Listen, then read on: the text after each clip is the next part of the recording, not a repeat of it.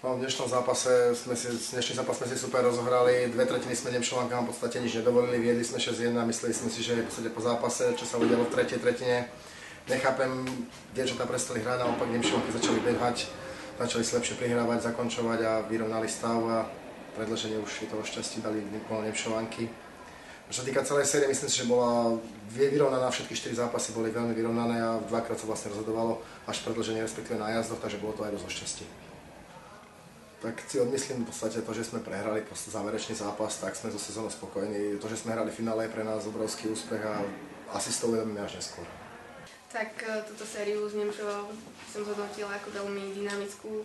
Hralo sa na obidvoch stranách, bolo to aktívne, dynamické, v tých zápasoch bolo všetko, boli tam emócie, slzy, radosť hry, nasadenie, proste jednoducho všetko. To boli, myslím si, že najkrajšie zápasy podľa mňa z tohto ročnej extraligy, čo sme my hrali. Bola veľmi vynikajúca, či z pohľadu Nemčovej, či z pohľadu nás. Hrali sa vyrovnané zápasy, no prvé 2 zápasy vyrovnané, aj tento tretí, keď v tých najazdoch my sme zlyhali, ich brankárka to vynikajúco vychytala.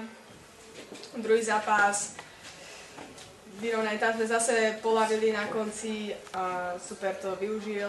No a tento tretí, to je štvrtý, posledný, tak ten náskok sme si spravili prvé 2 tretiny 6-2 a tretia tretina podcenení sme, že už máme jasné víťazstvo a super to využil.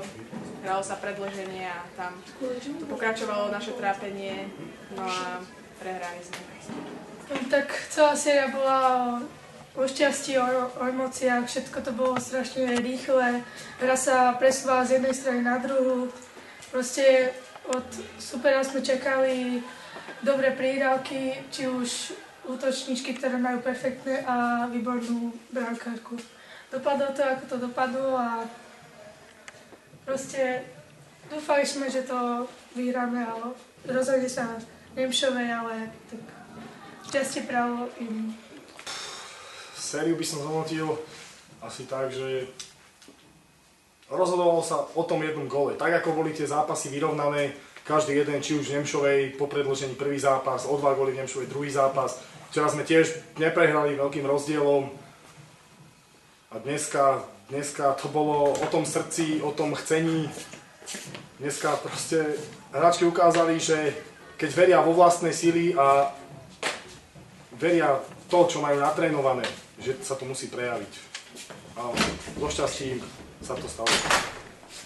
Dnešný zápas začal sa inak ako ostatné.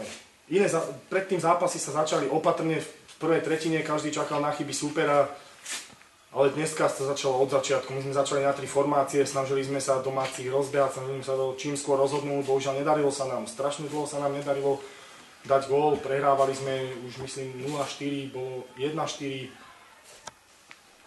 Rozmýšľali sme, čo s tým zápasom spraviť, skúšali sme meniť útoky, skúšali sme meniť systém hry z 3 formácií na 2, až do stavu 6-2 sme stále hrali na 3 formácie, potom už fakt najlepšie hráčky naše srdciarky, keď to tak mám povedať, Reseková, Strapková, Valientová, Izraelová síce pred poslednou tretinou však mi povedali, že nechajú na tom ihrisku všetko, či vyhráme, či prehráme a podarilo sa to.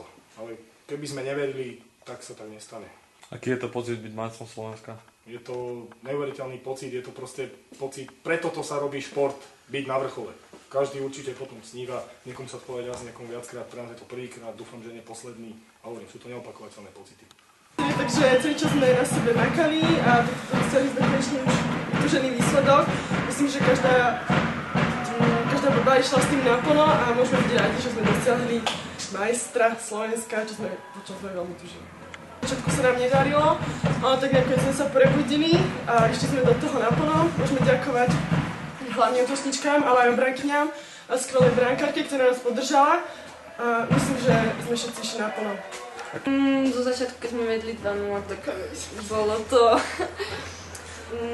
veľmi dobré proste, no ale nejak sme to úplne pustili. Včera, neviem, makali sme, ale nevydal. No a dnes išli sme do toho, že keď sme včera prehrali, tak dnes vyhráme. Aj keď sme prehrávali o 5 gólov, no schopili sme sa, vyhrali sme. Florbal budeme mať teraz 5. výročie existencie klubu Nemšovej. Z dlhodobého hľadiska sme vytvorili nejakú dlhodobú koncepciu našej práce a mala sa zakončiť vlastne prioritou nejakým majstrovským titulom. Podarilo sa nám to v kategórii B družstva Nemšovej, sme skončili na 1. mieste a vlastne teraz sme vyhrali aj tú našu prvú ženskú extraligu.